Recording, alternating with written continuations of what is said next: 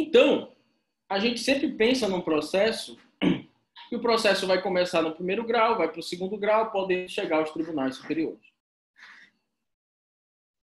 Contudo, o recurso ordinário, que é o recurso que a gente vai estudar hoje, e ele é o último recurso do semestre, só dá para compreender se a gente souber do seguinte. Vocês sabem, mas eu vou lembrá-los. Existem ações que já começam num tribunal. Tem ações que a competência originária para ela começar já é no âmbito de um tribunal intermediário. Como, por exemplo, o mandado de segurança contra o Helder Barbalho. Vai começar direto no TJ. Mandado de segurança contra o delegado-geral. Vai começar direto no TJ. Mandado de segurança contra um juiz do trabalho. Vai começar no TRT. E tem ações que começam no Tribunal Superior. Mandado de segurança contra o ministro do governo, lá do Bolsonaro. Habeas corpus contra o comandante da Marinha. São ações que vão começar no TST, no STJ, no TSE e assim por diante. E aí qual é o grande perigo? O grande perigo é o seguinte, é que os pactos internacionais de direitos humanos que o Brasil ratificou, eles consagram o direito a um duplo grau de jurisdição. Ou seja, todos nós temos direito a que o nosso conflito seja analisado em pelo menos duas instâncias diferentes. E o grande perigo seria o seguinte, a minha ação que começou num tribunal não ter nenhuma outra instância, porque se o recurso, vamos olhar aqui só para o TJ e para o TRF, que está dentro do processo civil, né? E não o processo do trabalho, o processo eleitoral. Vamos olhar para o processo civil, tá? Se a minha ação já começou no TJ, já começou no TRF, o grande risco é que eu não tivesse direito ao duplo grau de jurisdição. Por quê? O recurso especial para o STJ e o recurso extraordinário para o STF, eles têm requisitos de admissibilidade tão rígidos, repercussão geral para o STF, ou pré-questionamento, não discussão de matéria fática, que, basicamente, raríssimas vezes eu conseguiria ter um duplo grau. Se vocês forem pegar a estatística, de cada 100 recursos especiais, um é admitido. De cada 1.000 recursos extraordinários, um é admitido. Porque os requisitos de admissibilidade são muito rigorosos para os tribunais superiores. Então, o legislador pensou o seguinte, isso não é justo. Porque quando o processo começa no primeiro grau, maravilha, você tem apelação para o TRT, no caso aí é o recurso ordinário, né? No caso o recurso ordinário trabalhista. Você tem a apelação para o TRE, você tem a apelação para o TRF, para o TJ. Então, no caso da ação que começou no primeiro grau, não tem problema o seu recurso especial não ser conhecido, o seu recurso extraordinário não ser conhecido, porque não é uma causa relevante, ou porque não tem pré-questionamento, ou porque está querendo discutir matéria de fato. Não tem problema, porque você já teve pelo menos um duplo grau de jurisdição. Mas essas ações que já começam no tribunal, era preciso criar um recurso para permitir o duplo grau de jurisdição sem esses requisitos. E esse recurso é o recurso ordinário. O recurso ordinário, a gente vai ver, estou só fazendo uma introdução, a gente vai ver detalhadamente. O recurso ordinário é o recurso cabível para o STF, vou até pegar aqui uma... É o recurso cabível para o STF quando algumas ações, não são todas, tá? Quando algumas ações começaram já no Tribunal Superior. Então, existem ações que começam no Tribunal Superior e para garantir o duplo grau de jurisdição, você não concordou com a decisão do mandado de segurança, você vai para o STF. Com recurso extraordinário? Não. Recurso ordinário. Qual é a vantagem? Por que o legislador fez isso? Porque o recurso ordinário, ele não exige repercussão geral. Ele não exige pré-questionamento. Ele não exige não discussão de matéria fática. Você pode discutir matéria de fato sem problema nenhum. Ele exige apenas os requisitos normais dos outros recursos. Dentro do prazo, 15 dias, custas. Espera aí que tem gente querendo entrar aqui. Ana Moraes. Então, o recurso ordinário ele vai exigir aquilo que se exige para qualquer recurso convencional, sem ser Tribunal Superior. Por que o legislador fez isso? Para garantir que você tenha duplo grau. Então, por exemplo, um mandado de segurança contra o comandante da Marinha, competência do STJ. Se o recurso fosse recurso extraordinário, você dificilmente ia ter o duplo grau de jurisdição. Como o recurso é o recurso ordinário, o STF vai julgar, vai realizar o duplo grau de jurisdição sem maiores formalismos. Basta protocolar no prazo, dentro dos 15 dias. Tranquilo. Parte legítima, interesse recursal, claro. Então, o STF vai julgar recurso ordinário quando alguns processos, tá? Não são todos, já vou chegar lá. Quando alguns processos que foram julgados pelos tribunais superiores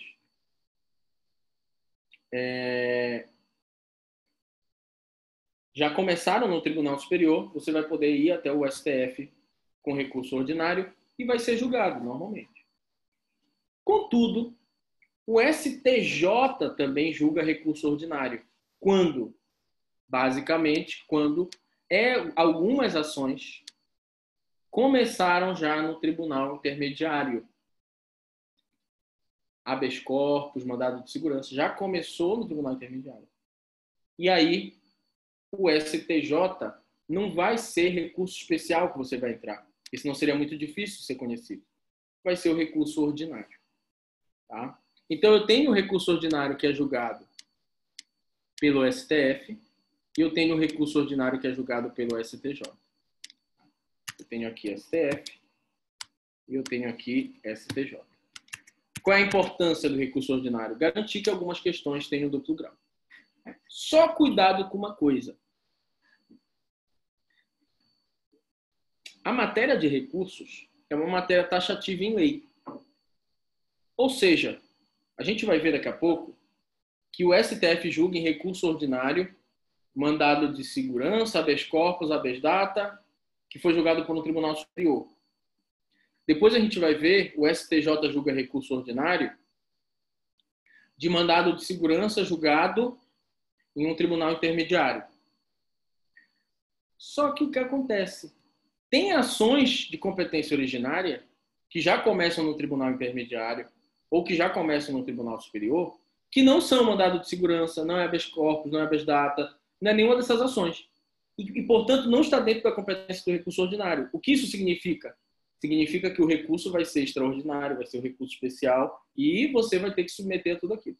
Aí você me pergunta, mas por que o legislador, para uns ele entende que é fundamental o duplo grau, para outros nem tanto? Porque vocês já devem ter estudado em direito constitucional e processo constitucional os chamados remédios constitucionais, que são aqueles para assegurar as liberdades fundamentais, né? Direitos fundamentais. Então, apenas para essas ações de direitos mais importantes que se reconhece o recurso ordinário. Isso não significa que você não tem direito ao duplo grau, porque você vai poder entrar com recurso extraordinário, você vai poder entrar com recurso especial. Só que vai ser mais difícil de conseguir a plenitude desse duplo grau. Tá? Então, vamos começar aqui, primeiro, com a competência do STF. Vamos lá para a Constituição Federal. Vamos lá para a Constituição Federal. Professor? Diga. Então, quer dizer que a diferença básica entre o recurso ordinário e extraordinário, em suma, reside na questão do duplo grau de jurisdição, é isso? Não, a diferença... É mais que isso? Diga. Ou é mais que isso? Ou é além disso? Não, é além disso. É porque, assim, vai ficar mais claro com os exemplos que a gente vai ver de cada um dos casos, né? Mas é mais que isso. Na verdade, o recurso ordinário, ele é um recurso que você entra para o STJ e para o STF sem precisar repercussão geral, sem precisar de de pré-questionamento, sem precisar de não discussão de matéria de fato, ele é um recurso que você consegue facilmente, basta protocolar no prazo, o STF e o STJ vão julgar. Mas o motivo dele ter sido criado, aí sim tem a ver com a necessidade de exigir, né, um duplo grau de jurisdição mais facilitado para essas ações, que são os remédios constitucionais, que visam assegurar as liberdades e os direitos fundamentais. Vai ficar mais claro agora quando eu for falar de cada um dos exemplos. Tá? Aí vai dar para entender um pouquinho melhor o que eu quero dizer. Então, olha só, vamos lá para a Constituição Federal. Constituição Federal. Tá. Então, vamos lá para o artigo 105. Olha só. Agora sim, gente, muita atenção. A gente vai fazer o Kahoot também no final da aula e tal. Então, olha só, prestem bem atenção para vocês conseguirem acompanhar o raciocínio. Tá? Olha só. Diz a Constituição o seguinte: compete ao STJ processar e julgar originariamente. O que significa originariamente? Significa que a ação vai ser proposta no STJ. E aí vamos lá para o que mais me interessa, que são aqueles remédios constitucionais. Este aqui. Ó. Vamos pegar primeiro o inciso B. Ó. Os mandados de segurança para salvaguardar direito líquido e certo. O habeas data para assegurar o acesso à informação de dados. Contra ministro do Estado, ministro da Educação, ministro da Economia, contra o comandante da Marinha, contra o comandante do Exército, contra o comandante da Aeronáutica, ou contra o próprio tribunal, no caso, contra o próprio STJ. Então, vamos dar um exemplo concreto de um mandado de segurança e um exemplo concreto de um habeas data que vai ser protocolado no STJ. Então, vamos dar um exemplo de mandado de segurança. Existe um plano de carreira dentro da Marinha, lá para almirante, coronel, etc. Só que eu sou um cara mais de esquerda, mais progressista. E o comandante da Marinha me odeia. E ele coloca no edital, para essa progressão de carreira, vai ter uma prova lá para ascender dentro da Marinha, ele coloca lá no edital que agnósticos e ateus não podem participar. Porque a nação tem que ser construída com base no respeito a Deus. Eu vou entrar com mandado de segurança contra o ato aí do comandante da Marinha. Por alguma questão discriminatória, vai me impedir de alguma coisa, etc. Um ato praticado por ele, que já é um direito líquido e certo meu de não sofrer qualquer limitação às minhas liberdades religiosas, inclusive de não ter religião. O que acontece? O mandado de segurança vai ser julgado pelo STJ. O habeas data, vamos imaginar que, no caso, um habeas data contra o STJ. Eu advogo no STJ há 10 anos e eu quero que o STJ me dê uma certidão de todas as vezes que eu fiz sustentação oral. Lá. E ele me nega essa informação. Vai ser um habeas data contra o próprio STJ, contra o ministro do STJ que me negou a informação. Mais uma vez, o habeas data vai já começar no STJ. E aí, não disse para vocês que o recurso ordinário... Espera aí que tem gente querendo entrar... Eu não disse para vocês que o recurso ordinário ele possui. Se eu perder o mandado de segurança, se eu perder o habeas data no STJ, eles me negarem esse direito, eu vou poder recorrer para o STF ordinário. O recurso ordinário não vai ser o recurso cabível. Eu vou poder entrar com recurso ordinário no STF. Então vamos lá para o artigo 102, que fala exatamente disso. Artigo 102. Compete ao STF julgar. Aí vem. Recurso ordinário. Julgar em recurso ordinário. o habeas corpus, o mandado de segurança, o habeas data, o mandado de injunção, quando ele é decidido pelo Tribunal Superior, e a decisão é denegatória. Vou já explicar o que isso significa. Então, vamos voltar para o nosso quadro branco, que vocês já vão entender o que eu quero dizer. Eu acabei de mostrar para vocês... Eu acabei de mostrar para vocês um artigo que mostra que algumas ações de mandado de segurança, de habeas corpus, etc., começam no STJ.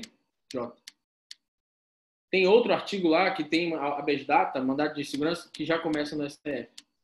E aí, o STF... Eu vou apagar aqui o STJ, que eu vou colocar depois.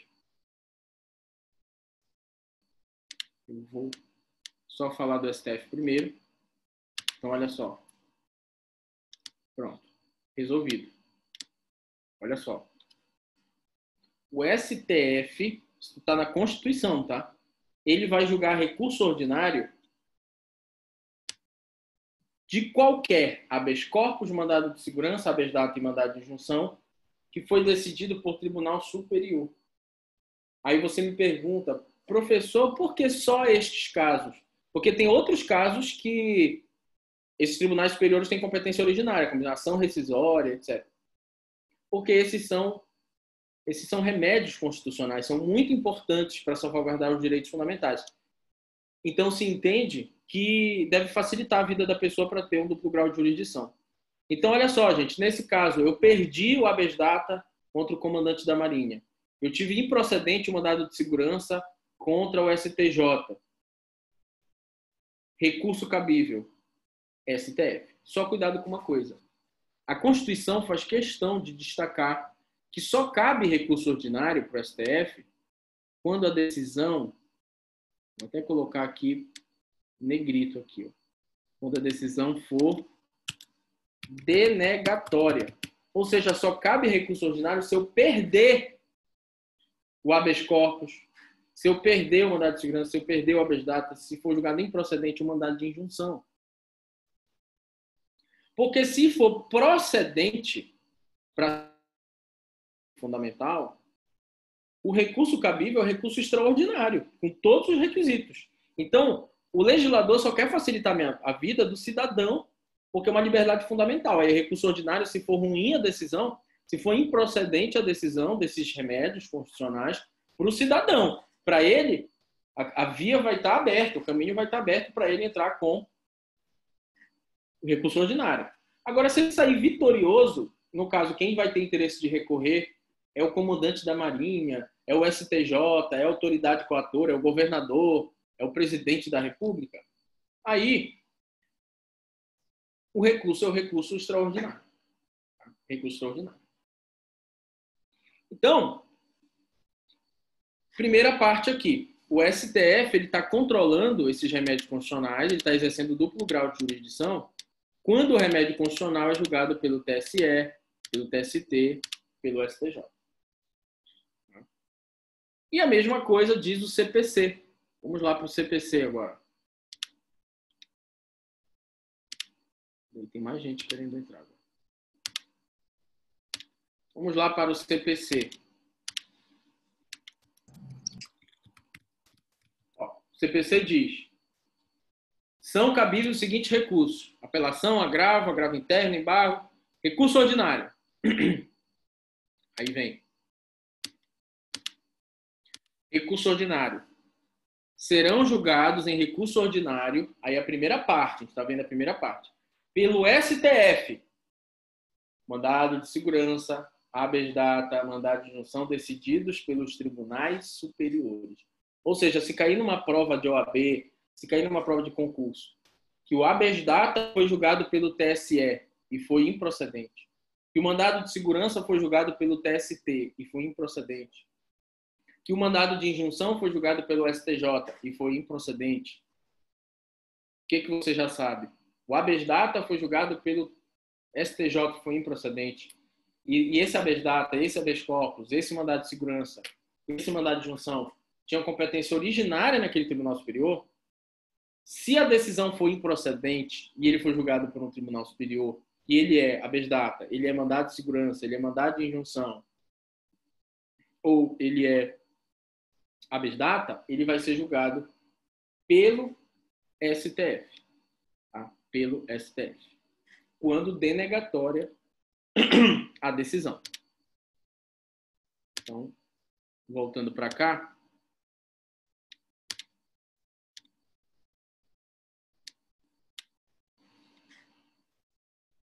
Agora a gente precisa entender e o papel do STJ. Ah, posso comentar no final, gente, sobre a prova. E agora a gente precisa saber o seguinte, e o STJ? Tá? Ele vai também exercer esse papel de duplo grau de jurisdição em alguns casos julgados por tribunais intermediários, competência originária de tribunal intermediário. Então, vou dar um exemplo aqui para vocês. Vamos lá para a Constituição. Vamos lá para a Constituição Federal. Vamos pegar aqui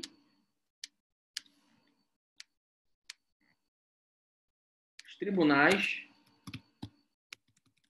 regionais federais. Vamos lá. Tribunais regionais federais.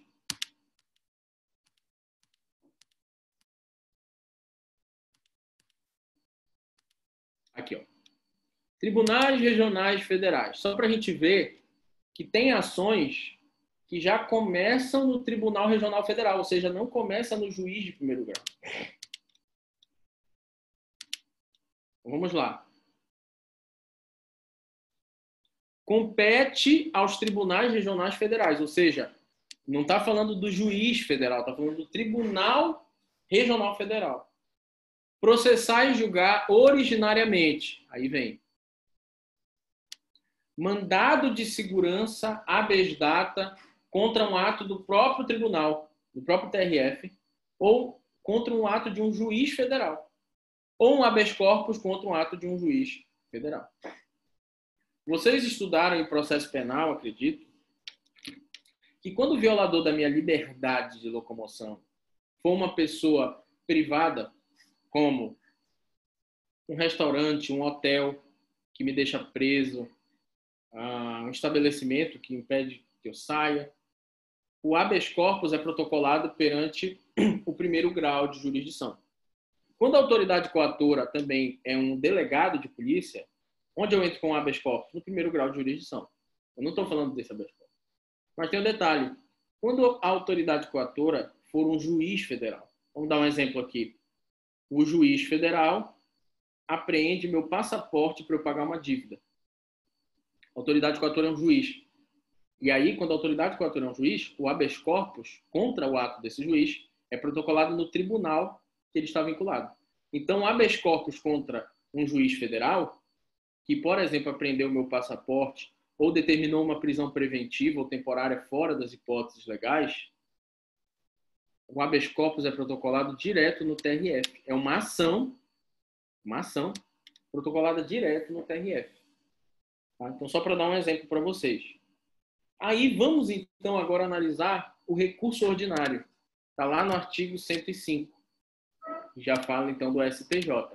Compete ao STJ, Superior Tribunal de Justiça, julgar. Aí vem. Recurso ordinário. Copiar e colar. Vou ter que colocar aqui na outra página. Aqui. Então, olha só. O STJ vai julgar em recurso ordinário. Primeiro, aí, gente, nem precisa se desdobrar tanto. É bem simples. Ó. Habeas corpus. Mandado de segurança. A terceira hipótese a gente vai ver por último. Que é uma hipótese... Inclusive, eu vou até querer que vocês esqueçam a terceira hipótese, porque ela é totalmente diferente de tudo. A gente vai falar por último da terceira hipótese. Opa.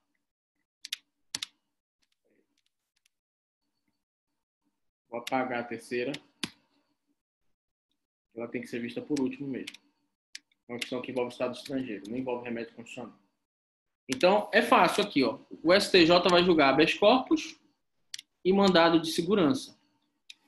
Lembram que eu falei que vão ter ações de competência originária de tribunais, que o recurso vai ser especial extraordinário, ação rescisória, habeas data não está aqui, mandado de injunção não está aqui. Então, vão ter ainda ações que o legislador não quer que tenha recurso ordinário, é uma opção do legislador. Então, habeas corpus ou mandado de segurança julgado por tribunal intermediário, desde que seja desfavorável, denegatória.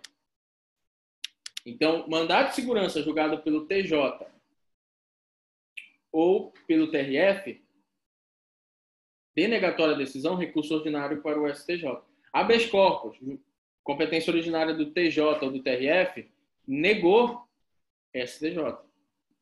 Foi assim que teve um caso famoso no Brasil, que uma juíza, em 2016, após a entrada em vigor do novo CPC, apreendeu o passaporte. Foi o primeiro caso de apreensão de passaporte que a gente teve no Brasil, por uma dívida civil.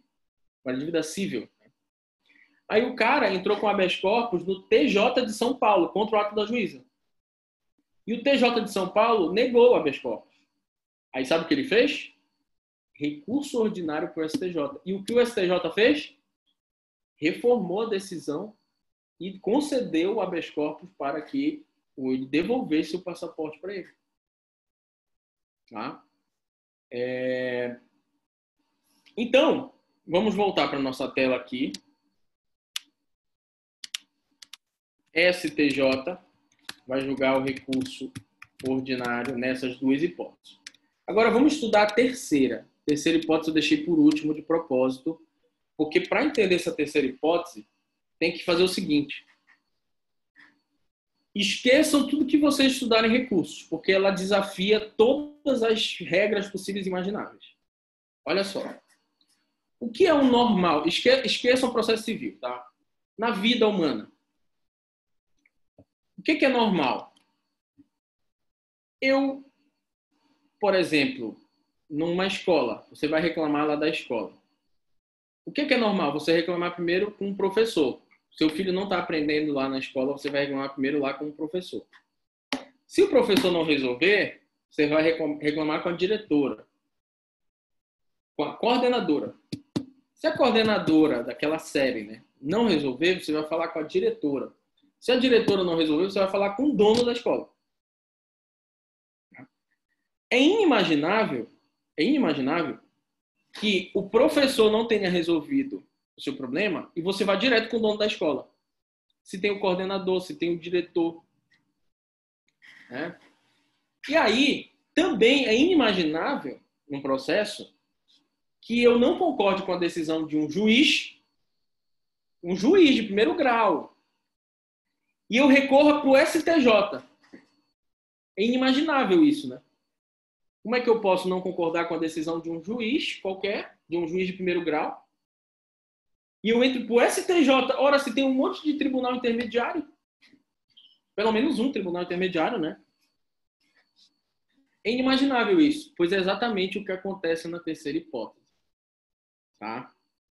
Então, vamos lá entender isso aqui. Espera aí que tem um pessoal aqui esperando para entrar.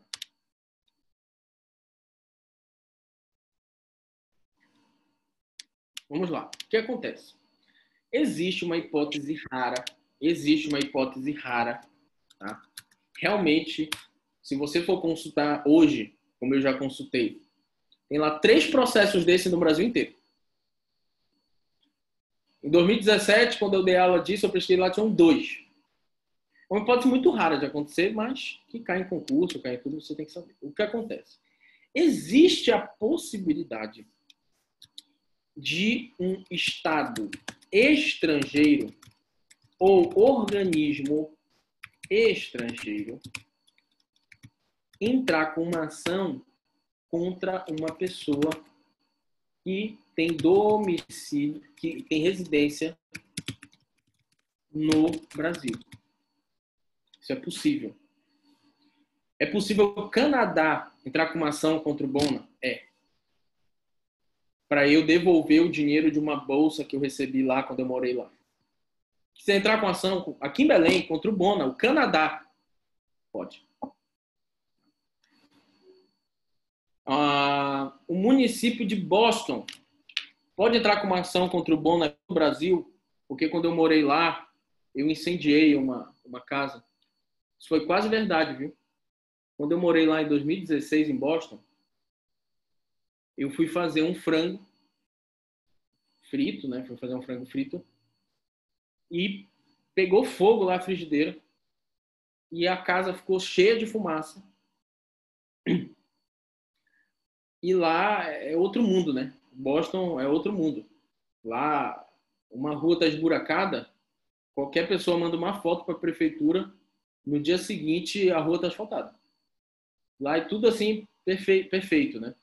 E quando deu a fumaça no teto da casa que eu morava, o corpo de bombeiro estava em 1 minuto, 2 carros do corpo de bombeiro gigantesco estavam na frente do prédio, no caso, onde eu morava. Um negócio impressionante. É tudo interligado com o governo, com a delegacia, com tudo. E aí eu tive que pagar mais ou menos uns $400 de multa. Aí eu disse assim, mas olha, no meu país não é assim. Se tem um incêndio, eu não tenho que pagar nada. Não, mas aqui é. Aqui, se teve um gasto do bombeiro chegar aqui, você vai ter que pagar. Porque tem gasolina deles, tem tudo. É assim, gente. E eles me deram um boleto lá e eu paguei. Mas vamos supor que eu, sei lá, causasse um estrago. Mas olha, volte amanhã e viesse embora para o Brasil. Que é um prejuízo lá de $100 mil. No caso, eu não causei prejuízo nenhum. Só a panela mesmo queimou. O município de Boston pode entrar com uma ação contra o Bono no Brasil? Pode. É algo raro de acontecer? É. E o organismo internacional? A OMS, a ONU, o Greenpeace, organismos internacionais, pode entrar com uma ação contra o Marcos Santana, contra a Ana Andrade? Pode. Porque você atingiu a honra, por exemplo, sei lá, o ministro da Educação atingiu a honra da OMS, falando que a OMS é só corrupção, é só interesse de indústria farmacêutica. Pode a OMS entrar com uma ação contra o ministro da Educação aqui no Brasil? Pode. Tá? Então, é algo raro, mas que pode acontecer. E aí, o que acontece? Quando esta ação é ajuizada, a Constituição diz claramente que a competência para processar e julgar uma ação de um organismo estrangeiro, de um Estado estrangeiro, contra uma pessoa do Brasil, competência do primeiro grau. Ai, meu Deus, peraí. Primeiro grau da Justiça Federal. É isso mesmo, gente. Um juiz federal de primeiro grau vai ter a responsabilidade de julgar uma causa dessa, de um país, um organismo internacional contra uma pessoa. Só que, quando sair a sentença condenando ou julgando improcedente a ação contra o cidadão brasileiro, vocês pensam assim, o recurso é apelação, não é para o TRF. Não. O recurso é recurso ordinário para o STJ. O recurso é recurso ordinário para o STJ. O STJ vai exercer o duplo grau de jurisdição. Por quê? É assim. Porque o legislador quis. O legislador acha que, como é uma questão que envolve o Estado estrangeiro, tem que, começa no primeiro grau, mas o recurso vai logo para o STJ. E não tem a ver com os remédios constitucionais. E aqui também não tem a ver se ser procedente ou improcedente. Não interessa. Então vamos lá na nossa Constituição Federal e para o CPC para a gente entender. Então vamos lá. Constituição Federal.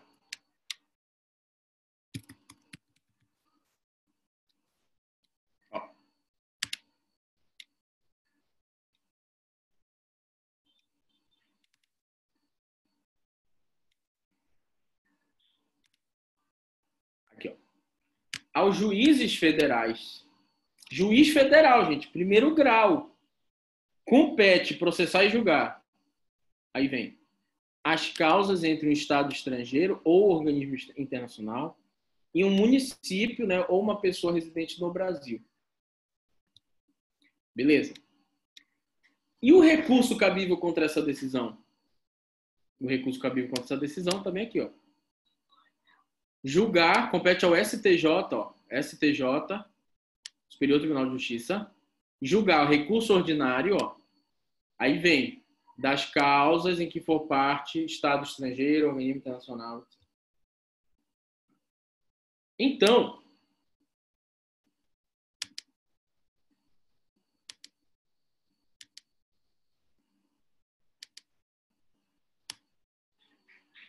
pegar aqui no slide. Então, serão julgados, já está no CPC também, está na Constituição e está no CPC.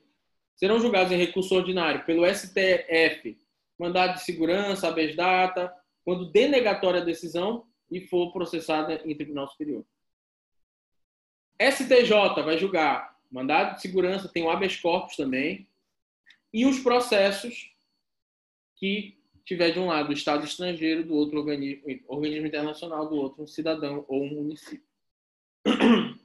Perceba aqui o seguinte, gente. O CPC, tá? Vamos lá para o CPC de novo. Olha só. Só para a gente entender melhor o que é que acontece aqui, para não prejudicar os seus estudos. O CPC, quando ele fala do recurso ordinário, pode ver aqui que ele não cita habeas corpus. Ó. Ele não cita também o habeas corpus do STJ, ele só fala do mandado de segurança. Ó. Ele fala do mandado de segurança e já do processo que envolveu Estado estrangeiro, ele não cita o habeas corpus. E aqui o do STF também ele não cita habeas corpus, ele fala mandado de segurança, habeas data e mandado de junção. Só que a Constituição fala do habeas corpus. Ó. Julgar em recurso ordinário, aqui a gente está falando do STJ, né? Habeas corpus também, não só mandado de segurança. Habeas corpus decidido por Tribunal de Justiça ou Tribunal... Por que o CPC tira o habeas corpus? Porque habeas corpus é processo penal e o Código é de processo civil, só por isso. Mas existe também. Aí eu aproveito e falo, né, do habeas corpus, porque isso deve estar lá pelo CPP. Só para deixar claro para vocês também. Então, o recurso ordinário é um recurso dirigido ao STF ou ao STJ, que eles vão exercer uma competência recursal sem qualquer limitação. Pode ter matéria de fato, não precisa de pré-questionamento, nenhuma limitação. No caso, para o STF não vai precisar de repercussão geral. Qual é o efeito do recurso? O recurso ele não tem efeito suspensivo. Então, segue a regra geral, que tem que ser requerido o efeito suspensivo, se quiser, demonstrando a probabilidade do direito, demonstrando o risco de dano e tal, de difícil reparação.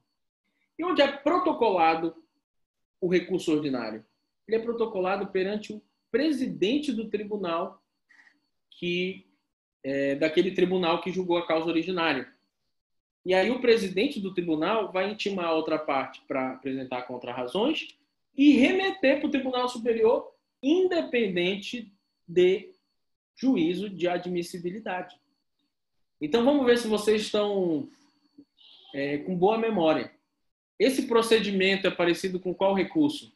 O protocolo perante o juízo ACO, né, o juiz que confere a decisão, no caso, perante o presidente, ele intima para contrarrazoar e remete. É parecido com o procedimento de qual recurso? Quem se lembra?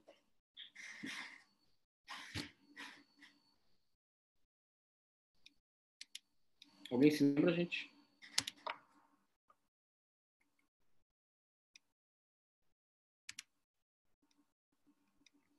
Ninguém? Apelação. A apelação é o protocolo perante o juiz de primeiro grau, que intima a outra parte para contrarrazoar e remete para o tribunal independentemente de juízo de admissibilidade. Tá bom? Pessoal, alguma dúvida de recurso ordinário?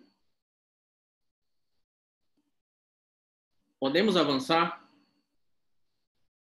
Então, a gente vai avançar para o próximo assunto.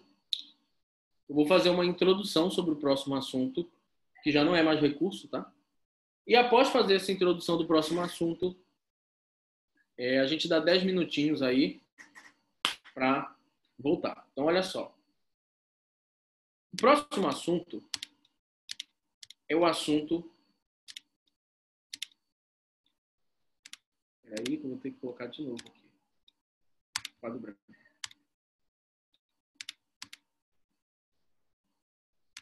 O próximo assunto, gente, é a remessa necessária.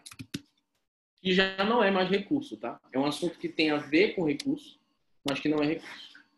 Contudo, para entender a remessa necessária, você precisa ter a seguinte informação.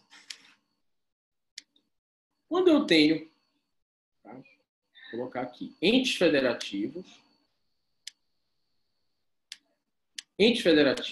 vou colocar aqui autarquias e fundações, vou colocar aqui pessoas jurídicas de direito privado. Então vamos lá, gente. Quem são os entes federativos? Você tem que lembrar disso. União, estados, municípios e Distrito Federal. Tá? Esses são os entes federativos. Autarquias e fundações federais, autarquias e fundações estaduais, autarquias e fundações municipais ou distritais. Exemplo de autarquias ou fundações da União. INSS, é uma autarquia federal. Outro exemplo, UFPA, autarquia federal. IBGE, autarquia federal. Exemplos de autarquias ou fundações estaduais. UEPA, JUSEPA, DETRAN. São exemplos de autarquias federais. Exemplos de autarquias ou fundações municipais. CEMOB. Eu acho que a FUNTELPA também. Tá? E aí, distrital, eu não sei, que tem que ver lá no Distrito Federal, não sei. Mas, enfim. Deve ter lá o órgão de trânsito também, enfim. Junta comercial. E nós temos as pessoas privadas, como é o caso do Bona, do Marco Santana, da Dandara, do Caluano, da Extra Farma, da Face, do Líder, do Bradesco. E aí vem uma diferença fundamental para a gente entender. Se o Bona, ou o Marcos, ou a Dandara, ou o Caluano, ou a Extra Farma, ou o Líder, ou o Bradesco, são condenados numa cifra gigantesca, por exemplo, são condenados aqui a pagar R$1 milhão. 1 milhão não, vou colocar mais. 5 milhões de reais. E essa aqui é a sentença, tá? Essa aqui é a sentença. Então, se o Bona é condenado a pagar 5 milhões, essa é a sentença. O Bradesco, a Extra Farma, o Líder. E eles não recorrem. Essa sentença, como obviamente vocês já sabem, ela transita em julgado. Por que ela transita em julgado se eu não recorro? Porque não há um interesse público, de proteger o Bona, a Extra Farma, pelo seguinte: se eu perco tudo que eu tenho, a sociedade não vai ser prejudicada. Se a Extra Farma falhe e perde 5 milhões, o bem comum não vai ser prejudicado. De forma direta, não. Então, se o Caluano perde dinheiro, a Dandara tem o carro penhorado, a fazenda, o sítio penhorado, o Líder tem que vender lá um terreno. Então, o que acontece? Quando a pessoa é de direito privado, uma pessoa física ou uma pessoa jurídica de direito privado, uma pessoa privada, não se tem uma preocupação com isso. Ou seja, a sentença é astronômica de 5 milhões, de 2 milhões, de 3 milhões de reais e você não recorre. Transita em julgado e vai iniciar a execução. Acabou-se. Tá? Totalmente diferente é o que acontece com os entes federativos e com... Totalmente diferente é o que acontece com os entes federativos e o que acontece com as autarquias e fundações, tanto federais, quanto estaduais, quanto municipais. Autarquias do Distrito Federal: ADASA, DFTrans, FUNAB. Muito obrigado, Bruna. Muito obrigado. Então, assim, aí é diferente.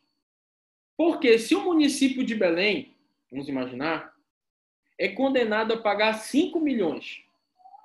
É condenado a pagar 5 milhões.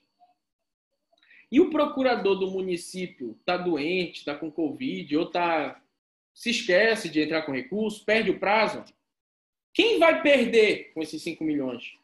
Não é o município propriamente, ou o advogado lá. Quem vai perder são todos nós. Porque 5 milhões dá para reformar uma escola, dá para comprar uma biblioteca maravilhosa para os alunos carentes da periferia.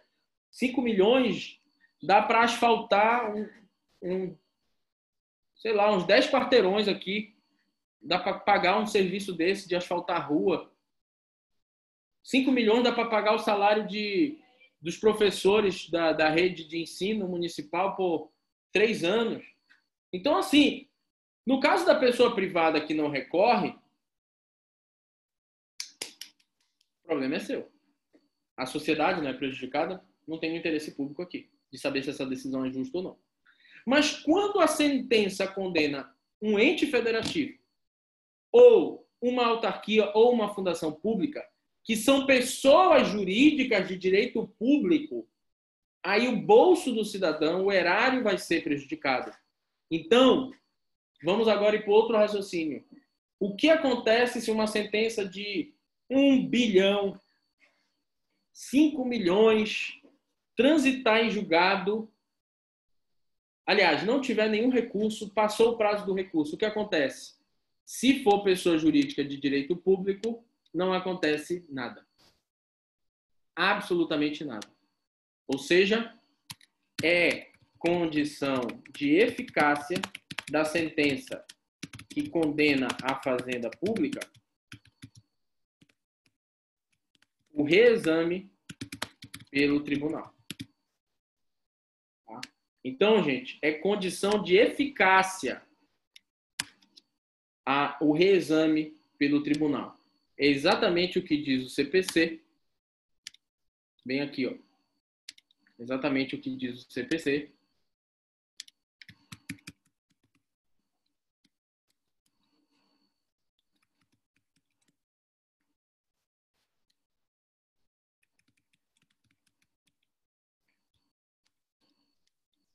Está sujeita ao duplo grau de jurisdição, não produzindo efeito, senão depois de confirmada pelo tribunal a sentença contra a União, contra o Estado, contra o Distrito Federal, contra o município. Depois a gente vai ver a questão da execução fiscal já já. Ou seja, a remessa necessária é a obrigatoriedade de remeter o processo para o tribunal reexaminar se a sentença está correta ou não, daquelas sentenças que condenarem a fazenda pública. Tá? Mesmo o procurador do Estado, o procurador do município, o advogado da União não tendo apresentado o recurso, o juiz é obrigado a remeter. O juiz é obrigado a remeter. Então, não interposta a apelação no prazo legal, o juiz ordenará a remessa ao tribunal. Por isso que alguns autores consideram a remessa necessária. Uns consideram que ela é uma condição de eficácia da sentença que condena a fazenda pública, como o Didier. Outros consideram que ela é um recurso de ofício. Tá? E outra coisa, se o juiz não fizer isso de ofício, o tribunal, recebendo uma denúncia, recebendo uma provocação, vai poder avocar este processo. À força. Tá? Então, remessa necessária para uns um recurso de ofício, para outros uma condição de eficácia da sentença que condena a fazenda pública. Agora a gente precisa entender essa partezinha aqui, ó. Está sujeito ao duplo grau de jurisdição, não produzindo efeito, senão depois de confirmada pelo tribunal, a sentença que, aí aqui é fácil, né? For proferida contra a União, contra o Estado, contra o Distrito Federal, contra os municípios e contra as suas autarquias e fundações. Autarquias e fundações da União, autarquias e fundações do Estado, autarquias e fundações do Distrito Federal, autarquias e fundações dos municípios. Só que a gente precisa entender o inciso 2 aqui. E aí, para entender o inciso 2, vou explicar para vocês o que acontece. Todos nós, brasileiros, né, pagamos tributos. Somos obrigados a pagar certos tributos. Se você tem um carro, você é obrigado a pagar IPVA. Se você tem um imóvel, você é obrigado a pagar IPTU, imóvel urbano. Se você importa uma mercadoria, você tem que pagar imposto de importação. Você tem que pagar imposto de renda. Enfim, todos nós temos que pagar tributos. O que acontece quando você não paga um tributo? Quando você não paga um tributo, o órgão fiscal arrecadador, o que é órgão fiscal arrecadador? É um órgão vinculado à União, Estado e município responsável por gerir essas dívidas que não são pagas de tributos. Da União é a Receita Federal, esse órgão. Do Estado é a Cefa.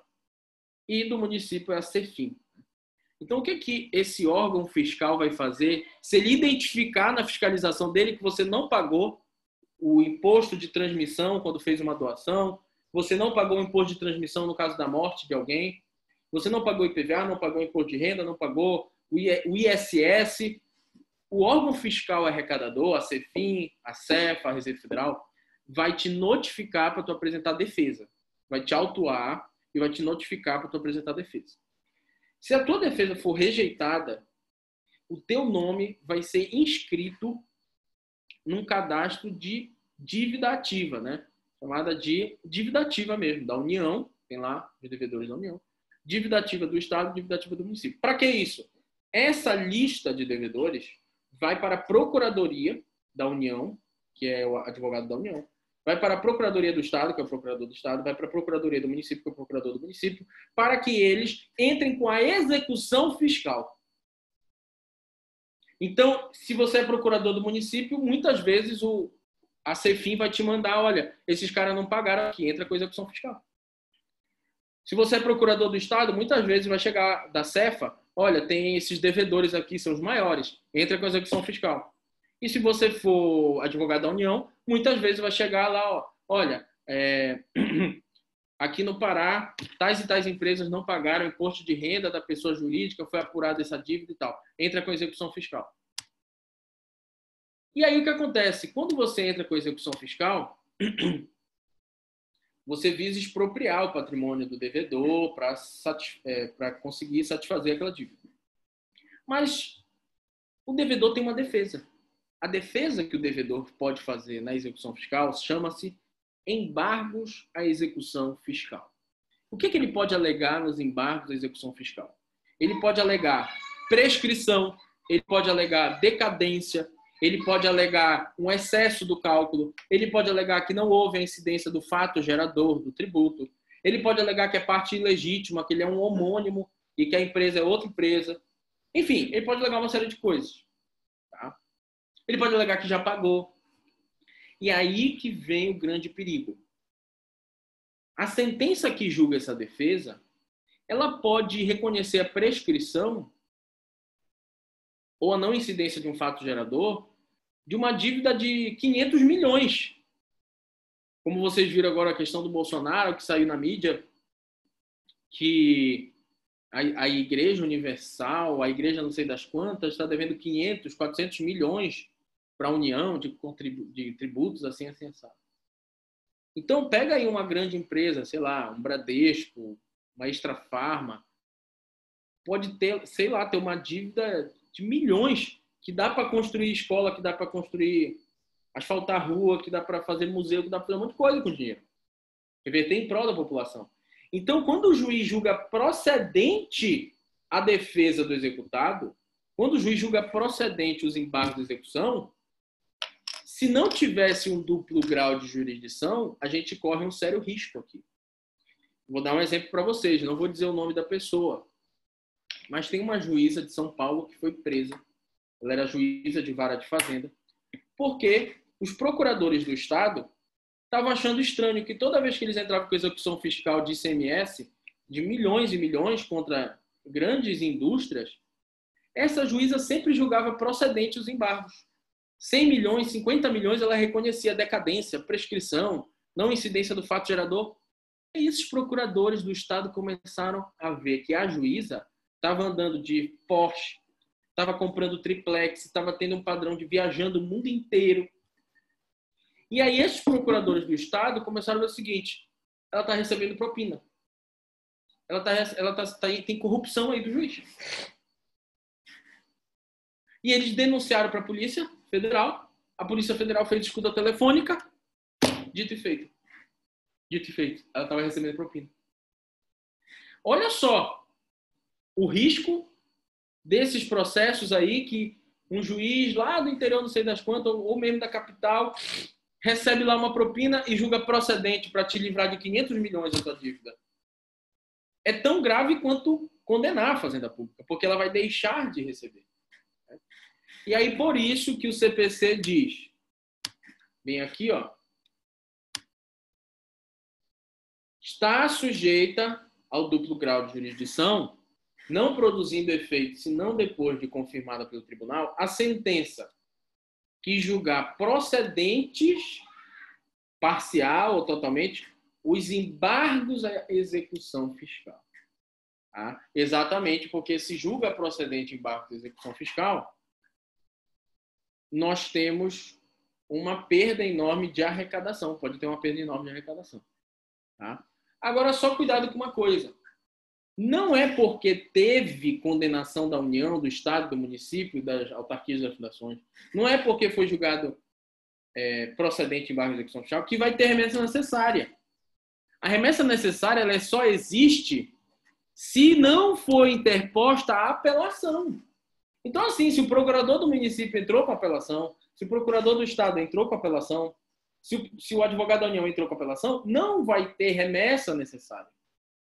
A remessa necessária é um salvo-conduto para aquelas situações em que o procurador foi inerte, perdeu o prazo. Tá? Então, é demasiadamente importante a remessa necessária para proteger o erário.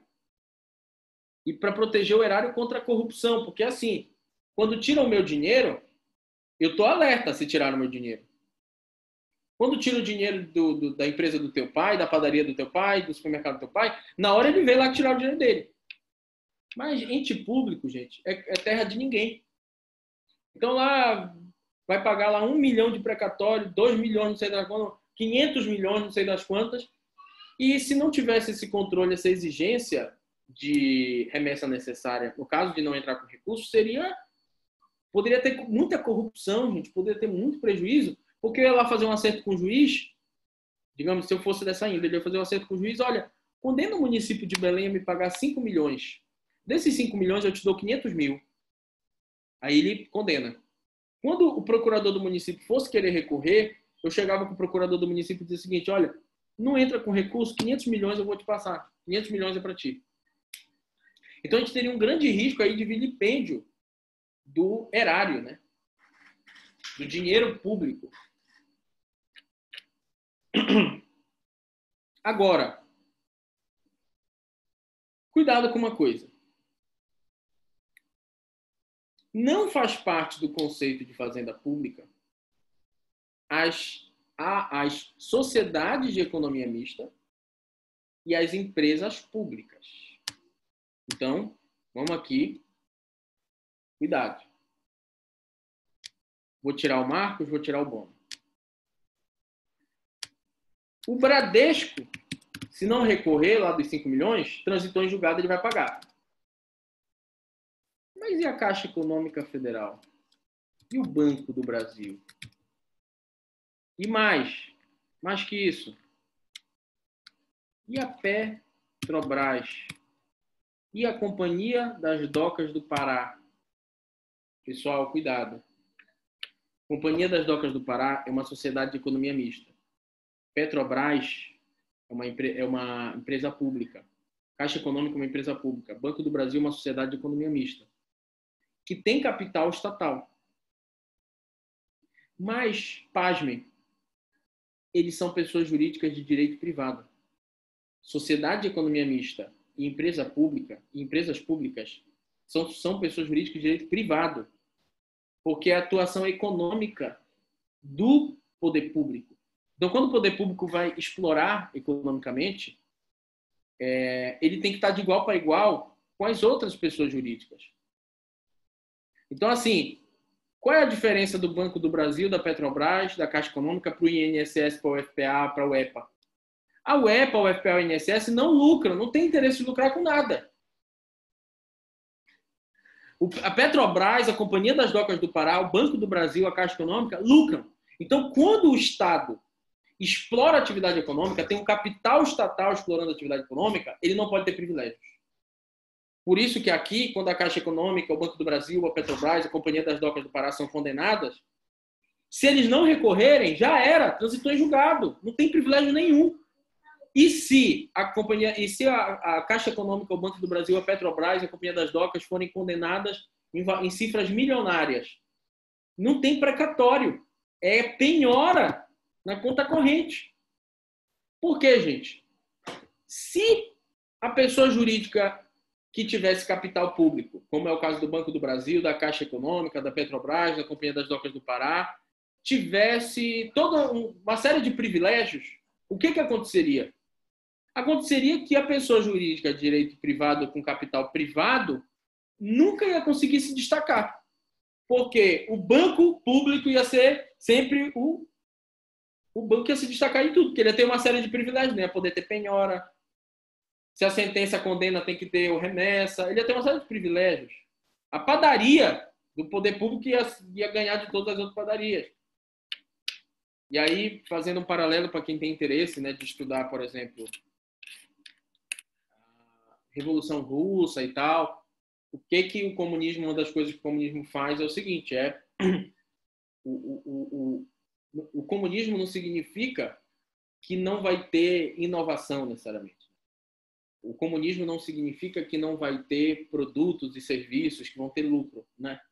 Significa o seguinte, é que o Estado detém o monopólio dos produtos e dos serviços e, em tese, os lucros todos são revertidos em favor de toda a população. É como se os trabalhadores fossem os donos de tudo, né? Tanto é verdade que, durante uma parte aí da União Soviética, mandaram Yuri Gagarin para a Lua, eles investiam em espaço, etc. Mas, por exemplo, eu fui ver um documentário de Cuba, que também, né? Cuba detém o monopólio do charuto, do rum cubano, das roupas, dos calçados, ele é dono de todas as fábricas. Só que o que acontece, você vai em Cuba, é bonito, né, turisticamente falando, mas os carros são aqueles carros bem velhos, a máquina de lavar roupa é aquela antiga, porque como o poder público meio que não tem concorrente, né, ali no mercado interno, ele teria concorrente se fosse no mercado externo. É meio que ele não tem interesse em estar sempre melhorando, como a concorrência faz com que sempre esteja querendo inovar. Então, gente, não esqueçam. Empresas públicas, sociedades de economia mista, não tem qualquer privilégio para nada. Estão de igual para igual, como é o Bradesco, como é o Itaú, tá? E, portanto, não vão ter direito a uma remessa necessária. Não vão ter direito à remessa necessária. Tá bom? Até aqui alguma dúvida, pessoal? Alguma dúvida?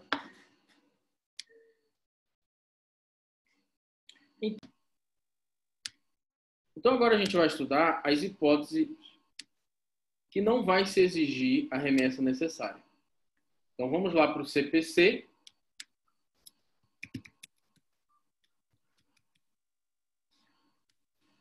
Nós temos aqui, ó, não se aplica a remessa necessária. Não se aplica a remessa necessária quando? E aí nós temos 3 hipóteses aqui. E depois nós temos a hipótese do parágrafo 4º. Já vai ver. Tá?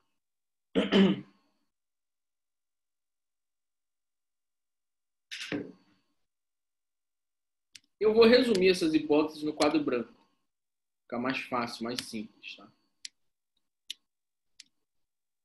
Então, olha só. Tem 2 tipos de fundamento. 2 tipos de fundamento para a desnecessidade de remessa necessária. Ou seja, existem 2 situações que o legislador considera que formam um motivo justificável para a não obrigatoriedade da remessa necessária. Então, o primeiro fundamento é o fundamento de ser considerado baixo valor. baixo valor. Então, para lembrar aqui, um valor baixo. Só que o que é um valor baixo para a União, suas autarquias, é uma coisa. O que é um valor baixo para os estados é uma coisa. O que é um valor baixo para os municípios é outra coisa. Porque a grana que o estado tem é maior do que o município. E a grana que a União tem é maior do que de todo mundo. Tanto é verdade, gente, que vamos pensar aqui, sei lá, que tem melhor estrutura? A UFPA ou a UEPA?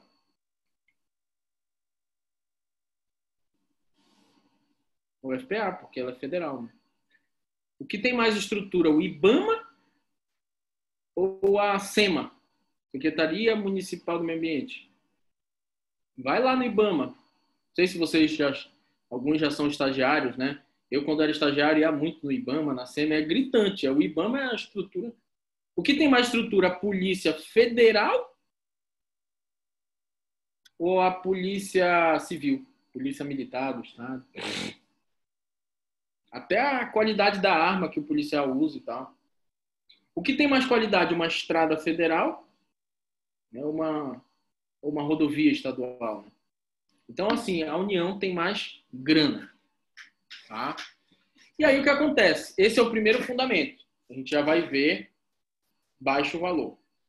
O segundo fundamento é com base em precedente vinculante. Ou seja, aqui o precedente vinculante não tem a ver com o valor. Então você vai ver aqui, ó. Não se aplica o disposto neste artigo quando a condenação for inferior a... A gente já vai ver. Aí depois, não se aplica esse artigo quando a sentença estiver calcada em súmula. Mas não tem aqui valor. Não tem aqui limitação de valor. Então vamos lá. O que é considerado de baixo valor para a União e suas autarquias ou fundações?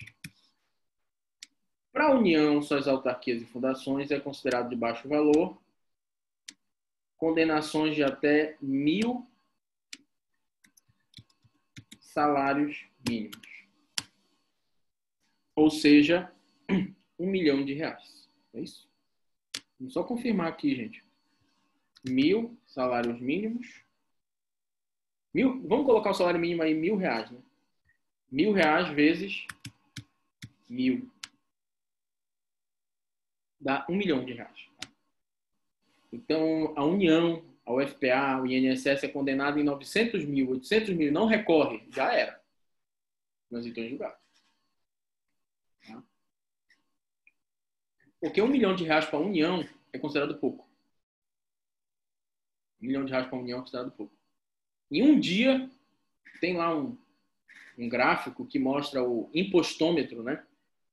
Em um dia, a União arrecada, sei lá, 500 milhões. Então, 1 milhão, uma condenação de 1 milhão, se não recorrer, não vai ter remessa necessária. O que é considerado baixo valor para os estados e capitais? Isso é importante. Os municípios que são capitais. Belém, São Paulo, Rio de Janeiro. É a metade. É a metade. 500 salários mínimos. Ou seja, R$ 500 mil. Então, se o município de Belém ou o estado do Amazonas são condenados aí a pagar 380 mil, 400 mil, e o procurador do estado ou o procurador do município, no caso que seja a capital, não recorre, vai transitar em julgado totalmente. E dos municípios que não são capitais, Abaetetuba, Altamira, Xinguara, Redenção, Barcarena, Capanema, Breves, Capitão Poço, são São Domingos do Capim, São Miguel, Rio Maria, Salinas, Mosqueiro, Santarém, Paragominas, Redenção. Espera que tem gente querendo entrar aqui. É isso. Então, os municípios que não são capitais, aí o pequeno valor é considerado de 100 salários mínimos. Ou seja, algo em torno, né, de 100 mil reais, porque não é exatamente R$1.000 o salário mínimo, um pouco mais. Tá? Então, a primeira exceção é essa, uma exceção com base no baixo valor. Tá? Contudo, nós temos uma segunda dimensão aqui, que é a questão do precedente vinculante. O Fred Didier defende que a gente não precisa olhar muito, vou colocar aqui para vocês, a gente não precisa olhar muito para o que está escrito aqui. Porque aqui você vai ver súmula do STJ e do STF, acórdão do STF ou STJ em recurso especial extraordinário repetitivo, acórdão de incidente de resolução de demandas repetitivas ou IAC. Na verdade, as três primeiras hipóteses, o que você pode resumir? Precedente vinculante. Um precedente vinculante que está lá no artigo 927. E aí vem a inovação aqui, que é o precedente administrativo. Um precedente que não é de um tribunal, mas é consolidado numa súmula administrativa no âmbito do próprio órgão administrativo público, no âmbito da própria Receita Federal, no âmbito da própria Cefa, no âmbito da própria Cefim. Tá? E aí eu tenho alunos que são estagiários da Cefa, da Receita Federal, na parte jurídica. O que acontece? Você é autuado, você vai se defender e a sua defesa é rejeitada, tributo. Você tem direito a um recurso tributário, que vai para o CARF, né? Que é o Tribunal Fiscal da Receita Federal, que é o Tribunal Fiscal... como é o... TAF, professor, com T, de tatu. Isso, exatamente. É o Tribunal Fiscal da Cefa, tem o Tribunal Fiscal da Cefim, tem o Tribunal Fiscal da Receita Federal, que, às vezes, esses tribunais, eles julgam reiteradas vezes que tal situação não é fato gerador do tributo, que tal situação configura prescrição, que tal situação a empresa não tem que pagar, ou o valor é menor, a alíquota é menor. Já tem tantas vezes daquela decisão no mesmo sentido que o próprio Tribunal Fiscal, né, administrativo, já firma suas súmulas. Então, e aí se você fizer prova lá para o juiz de que aquela sentença do juiz ela está apoiada não num precedente judicial, mas num precedente administrativo que o próprio órgão fiscal estabeleceu, aí não tem remessa necessária, porque é uma questão de boa-fé. Quer dizer, como é que o próprio órgão fiscal lá dentro ele julga que aquilo não é um fato gerador, que aquilo configura a prescrição, e o juiz é obrigado a fazer a remessa necessária, violaria a boa-fé. Então, por esse motivo, a segunda possibilidade é quando tiver um precedente vinculante. Só que aí tem que fazer uma ressalva. Tanto o precedente judicial, tá, quanto o precedente administrativo. Só que o precedente administrativo, muito cuidado aqui, meus amigos, muito cuidado aqui. Uma vez, uma empresa, que eu sou advogado, disse assim, olha, a gente não tem que pagar esse tributo, porque o outro supermercado, porque a outra empresa de transporte, porque a outra empresa, a outra construtora, conseguiu no tribunal administrativo o direito de não pagar aquele tributo. Aí eu me empolguei, né? Eu falei, bom, lá dentro, assim, eu entrei com ação anulatória e tal, e o juiz negou o direito para o meu cliente.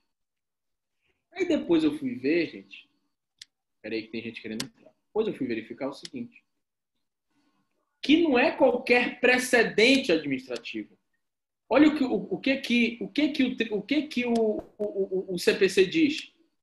Súmula ou parecer. Súmula é quando reiteradas vezes o próprio tribunal já decidiu naquele sentido e ele solidifica aquilo com uma súmula. Súmula número 1, súmula número 2. Ou parecer, ou seja, já tem lá a autoridade máxima do órgão, já deu um parecer no sentido de que não é para cobrar naquelas e naquelas hipóteses. Então vamos lá para o CPC, que diz o entendimento com orientação vinculante firmada no âmbito do próprio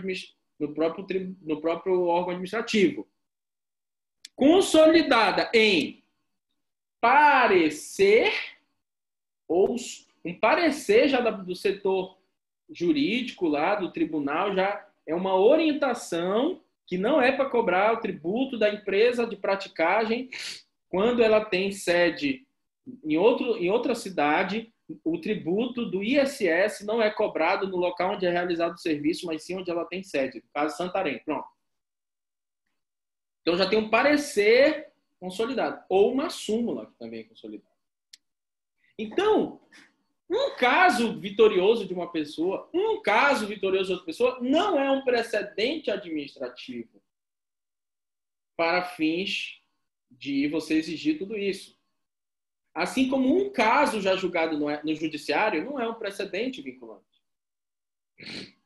Então tem que ser súmula, tem que ser um acórdão de recurso especial extraordinário repetitivo, de incidente de assunção de competência, de incidente de resolução de demanda repetitiva. Então não é qualquer precedente, nem judicial, nem administrativo. Professor? Diga. Me tira uma dúvida. O senhor há pouco falou em relação à execução fiscal, né? E a gente sabe que o recurso que ataca ele pode ser o embargo à execução ou a exceção de pré-executividade. Agora, me tire uma dúvida. Se eu recorrer na esfera administrativa, no caso no TARF, né, que a gente comentou há pouco, mas eles não fizeram a devida comunicação e ainda assim entraram com embargos à execução na área fiscal, na área judiciária, perdão, no judicial.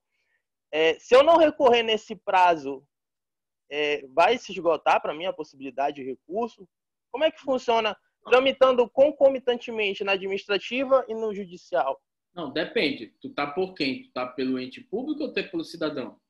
Não, como privado mesmo. Ah, tu tá pela empresa, pelo cidadão? Cidadão, pessoa física. Sim, aí tu entrou com embargos ou com exceção de pré-executividade? Qual que tu quer saber? Que são diferentes. Não, o que eu tô querendo saber é que se caso a pessoa não entre, vai transitar em julgado. A pessoa quem? Do mesmo jeito. A pessoa quem? Pessoa física. Pessoa física, digamos, contra um pagamento irregular de um IPTU, de um ISS. Algo tá, assim. Aí a sentença, a decisão foi favorável para quem? Não, eu estou falando no interstício, ainda não houve sentença, mas estou falando que ainda está no prazo. Estou criando uma situação hipotética. E a pessoa não recorrer no judiciário. Não, mas espera aí. Tá no prazo do quê? Tá na esfera judicial ou administrativa? Qual esfera? Nas duas. Sim, na judicial tá tendo execução fiscal, porque às vezes, o que acontece? Deixa eu te explicar. Por exemplo, aconteceu agora mês passado com um cliente meu. Ele foi autuado, eu fiz a defesa. Quando eu fiz a defesa,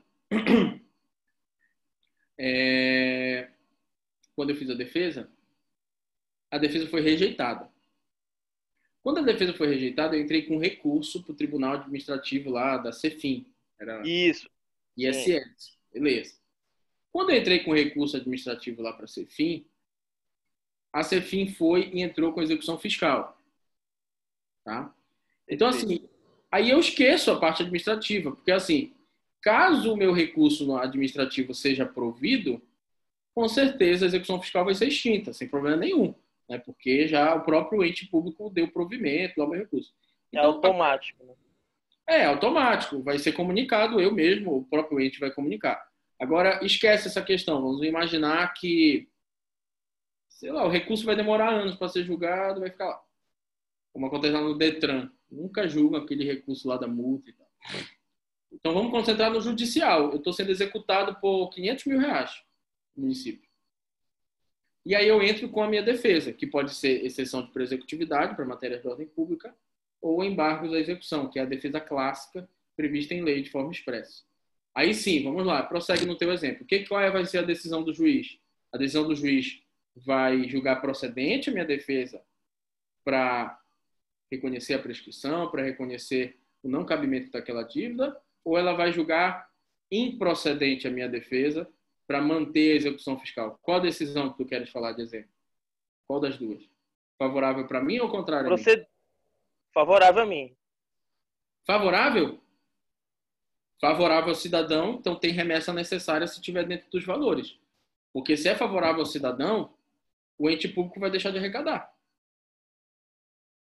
Então, se o juiz anulou, se o juiz reconheceu a prescrição de uma dívida de 500 mil reais lá,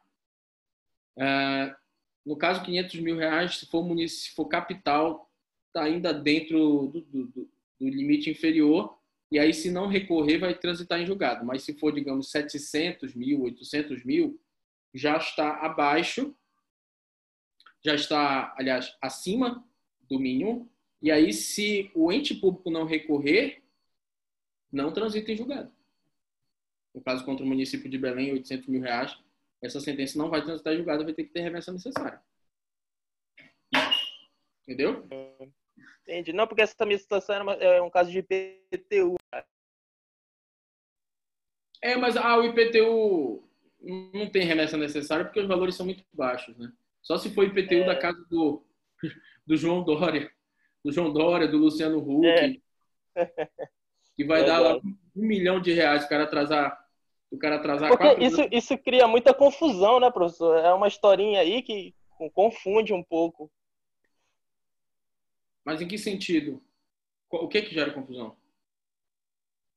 O fato de, às vezes, estar concomitantemente, tanto na via administrativa quanto na... A verdade mesmo é a seguinte, tá? Na prática.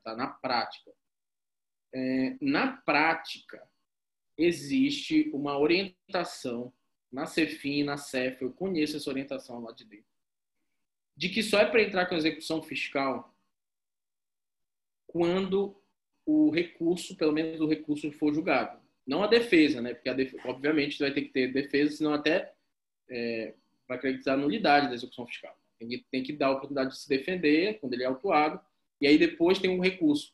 A maior parte desses órgãos fiscais arrecadadores, eles só entram com a execução fiscal depois do recurso ser julgado. Outros que estão assoberbados, que não conseguem julgar os recursos, dependendo de algum período, né? Ele já entra com a execução fiscal e o recurso fica tramitando lá. E aí corre em paralelo, né? Corre em paralelo. Mas aí dificilmente eles vão dar provimento do teu recurso. Tem muito corporativismo ali. Muito difícil, eu sei. Eu sou advogado também de empresa que participa de licitação, né? Aí o meu cliente é desclassificado porque a certidão negativa trabalhista estava com 1 dia de atraso. Que é uma coisa que a pessoa pode imprimir no site na mesma hora. Aí eu entro com recurso. O pregoeiro mantém a desclassificação do meu cliente que ficou em primeiro lugar. Aí eu entro com recurso para a entidade superior ao pregoeiro. E aí eu nunca saio vencedor, ele sempre mantém a decisão do pregoeiro. É muito difícil, recurso administrativo é uma coisa muito difícil. Quero saber se um dia vocês conhecem alguém que conseguiu anular uma multa aí do Detran, recorrendo. É bem difícil. Eu já conheci alguns casos, mas é muito difícil.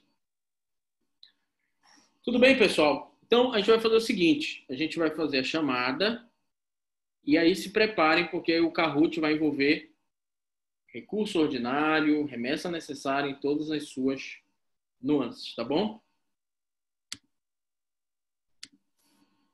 Vamos aqui fazer a chamada de vocês.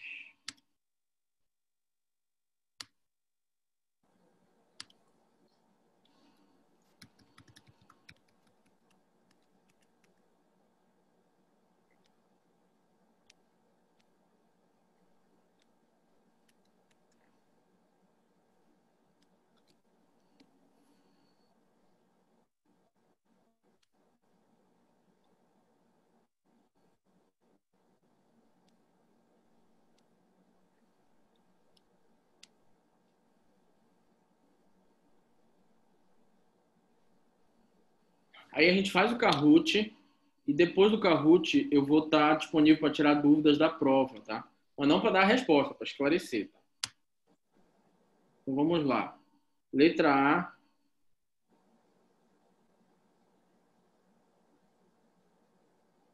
Adriane faltou.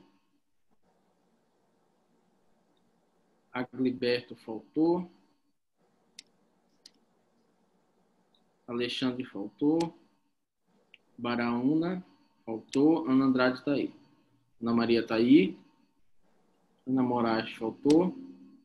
Ana Bahia está aí. Anderson faltou. André Pantoja está aí. Maciel faltou.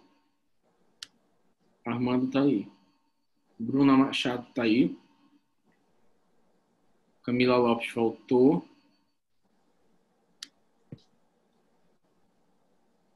Dandara está aí. Daniel Velar faltou. Eline Diniz faltou. Felipe Azevedo faltou. Fernando Vaz está aí. Franciele Silva. Estou aqui.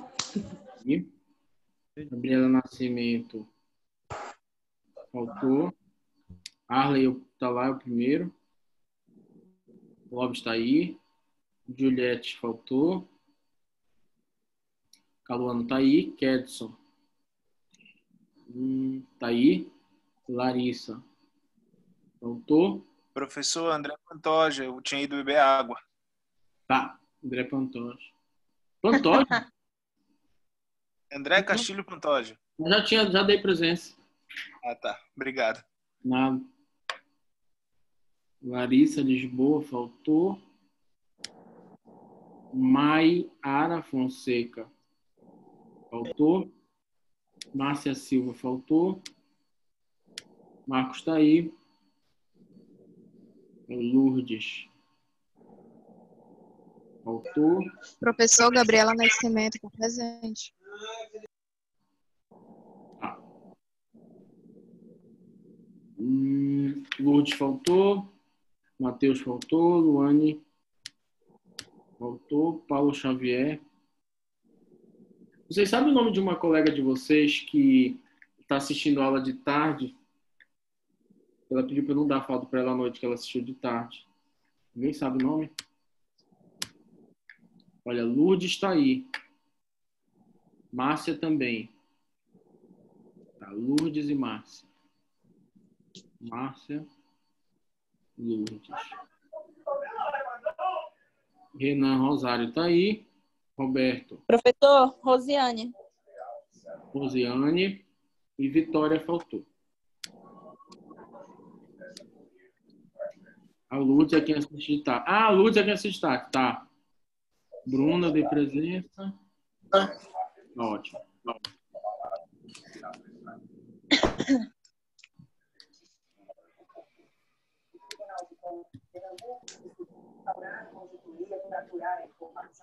Desligue o microfone de vocês, por favor, gente.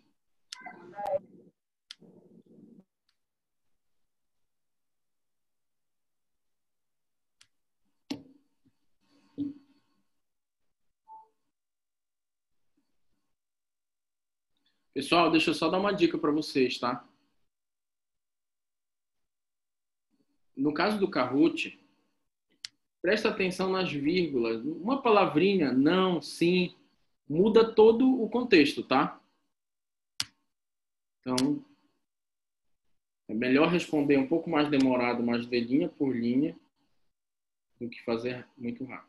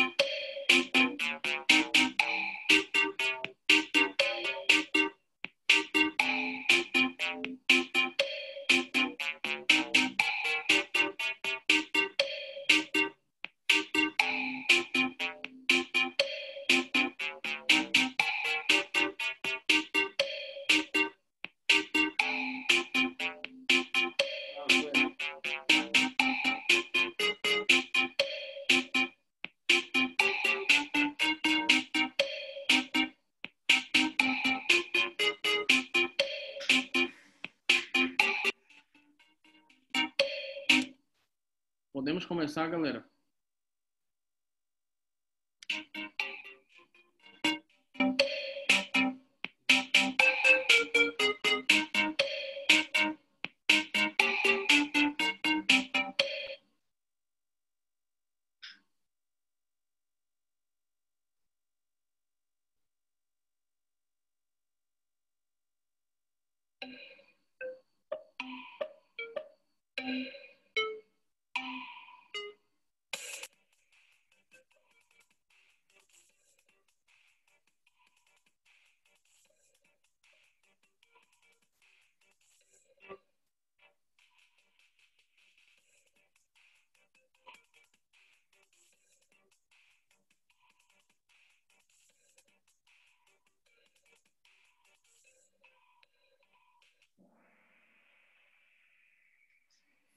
Falso. Porque o recurso ordinário ele foi feito exatamente para que não se exijam os requisitos, né, de admissibilidade convencionais para os tribunais superiores.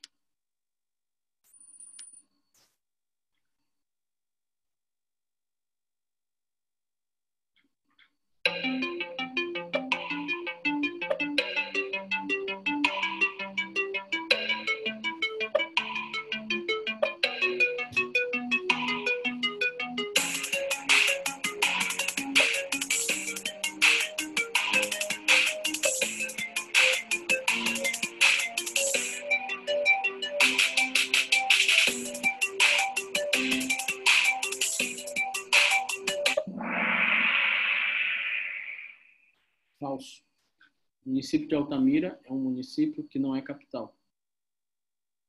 Portanto, todas as decisões que condenem Altamira abaixo de 100 salários mínimos... Opa, tá errado o gabarito, gente. Tá errado o gabarito, ou seja, abaixo de 100 mil reais,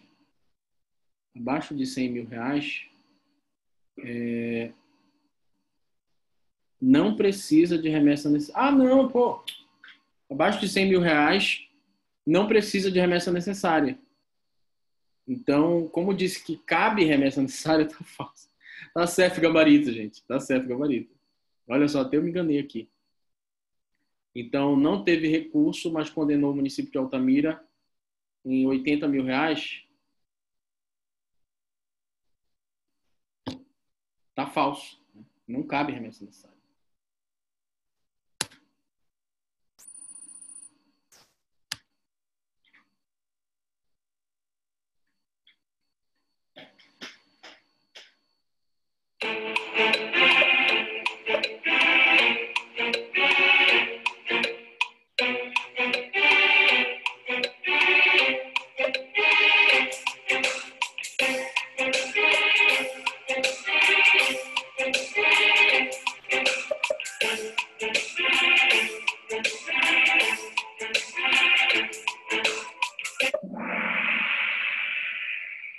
Falso. O mandado de segurança protocolado originariamente no TJ, denegado, cabe recurso ordinário, tá? Para o STJ, não recurso especial.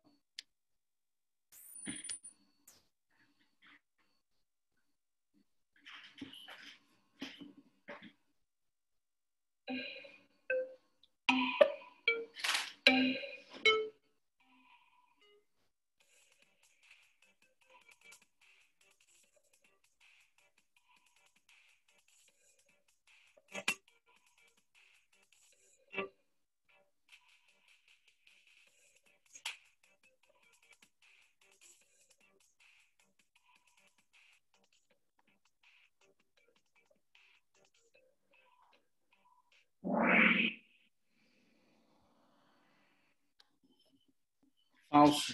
Recurso ordinário para o STJ, não para o STF.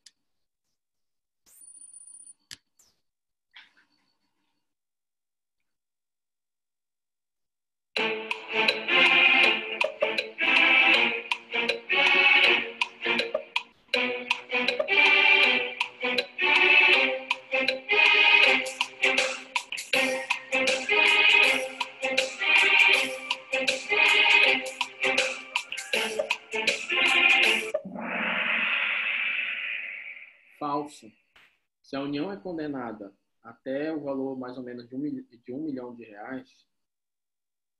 tá? Não cabe remessa necessária. Então é falso.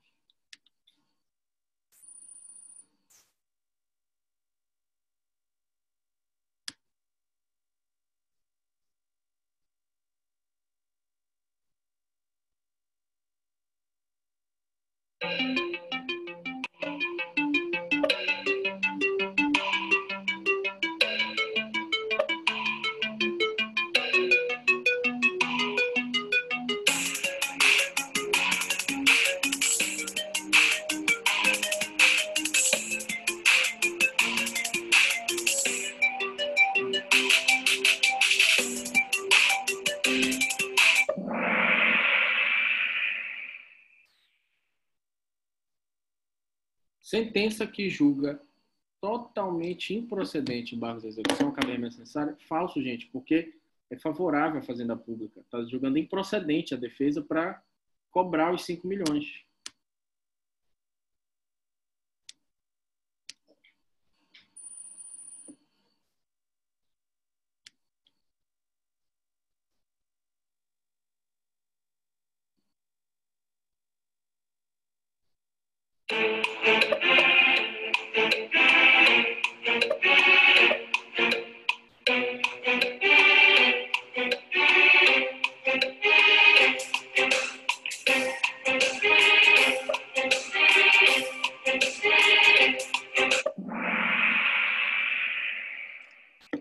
Sentença que julga totalmente procedente embargos à execução de R$ 5.000, não cabe remessa necessária. Perfeito. É desfavorável para a Fazenda Pública, mas o valor é pequeno, então não cabe remessa necessária mesmo.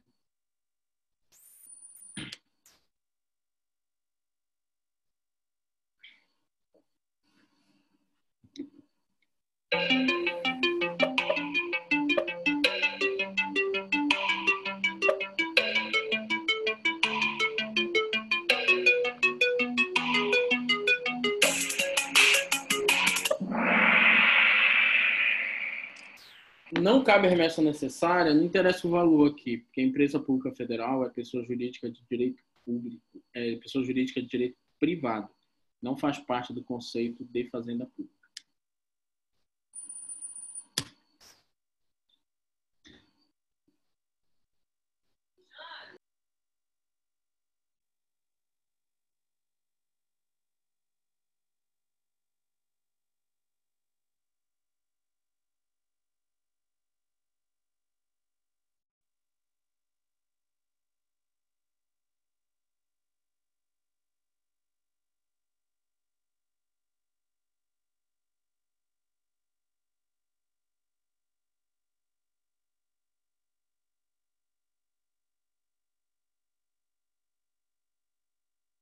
Sentença que condena o município de Belém em R$ 700 mil. Está acima do mínimo. Então, teria que ter remessa necessária. Só que o que acontece? É com base em fundamento em súmula do STF. Aí sim, é um outro fundamento que não tem a ver com valor e não cabe remessa necessária. Verdadeiro.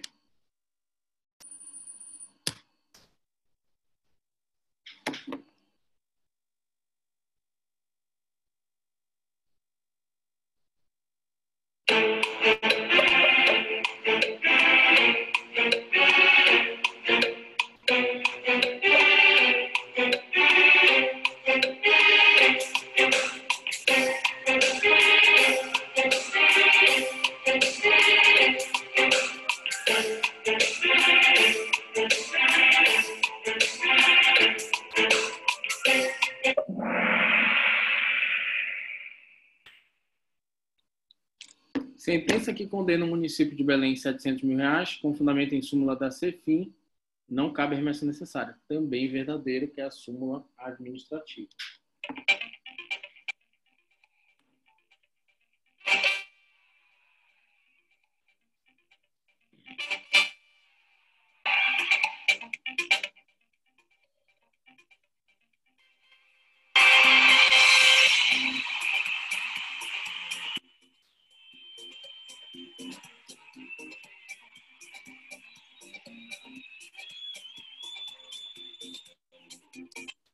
Bom, galera, dúvidas sobre a prova.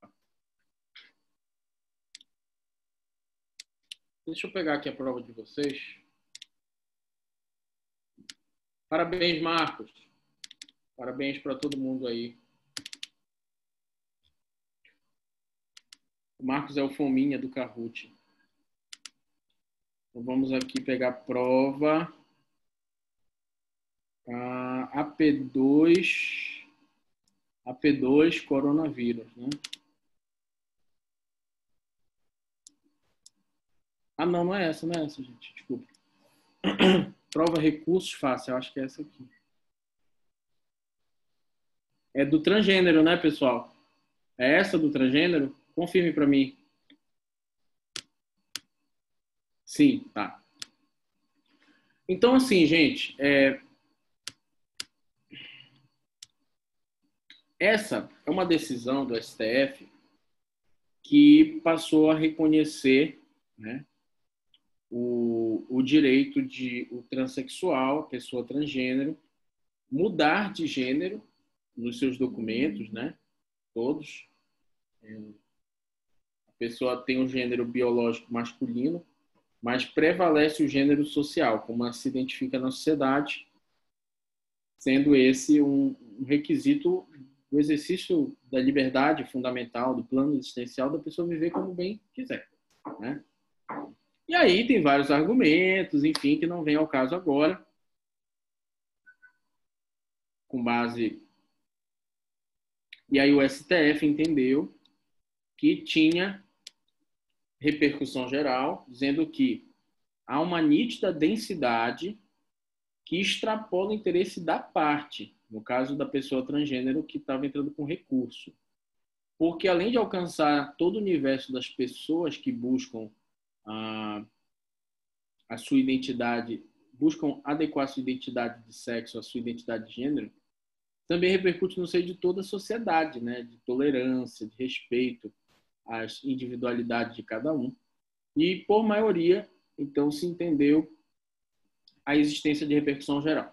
E depois acabou sendo julgada a tese mesmo que reconheceu esse direito. E aí vem 3 perguntas. Caso não existisse esse julgamento e tese pelo STF, e houvesse apenas um recurso de apelação sobre os direitos de pessoas transexuais no âmbito do TJ, existe algum instrumento para que o julgamento dessa apelação gere efeito vinculante para todos os outros casos, né, do Estado do Pará, já que essa questão tem relevância social? Explique. Então, aqui você vai ter que estudar aí as outras aulas anteriores, que tem uma forma, tem um mecanismo para que isso aconteça. E você deve explicar por que esse mecanismo é cabível, porque neste caso estariam preenchidos esses requisitos para que a decisão se torne vinculante para todo o Pará. No 2, além da repercussão geral, quais os demais requisitos de admissibilidade do recurso extraordinário, né, que sejam diversos do requisito de apelação de agravo? Então, identifique e explique os requisitos de admissibilidade peculiares do recurso extraordinário, além da repercussão geral.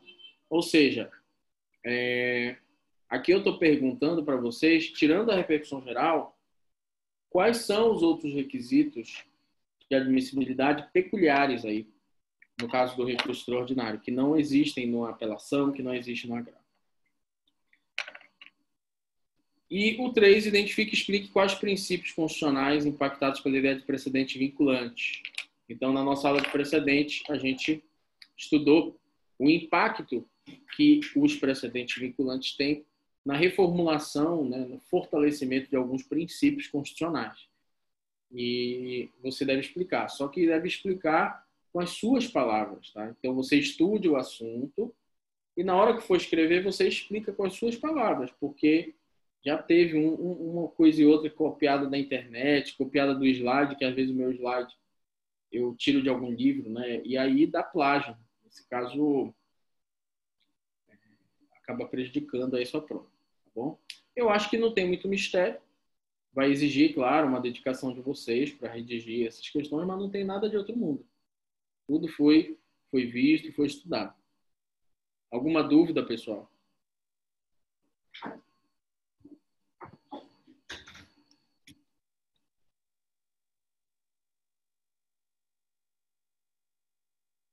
O próximo assunto os dois últimos assuntos é a reclamação e a ação rescisória. Que são assuntos pesados, né? Não adianta a gente começar agora. Não adianta, tá? Então a gente encerra por hoje, pessoal. Tá bom? Bom final de semana para todo mundo. E a próxima aula é a última aula de conteúdo novo. Depois eu vou estar ali só à disposição para dúvidas, para a gente ter um texto de aprofundamento. Bom? Boa noite, galera. Forte abraço. Bom final de semana. Se cuidem. Boa noite, professor.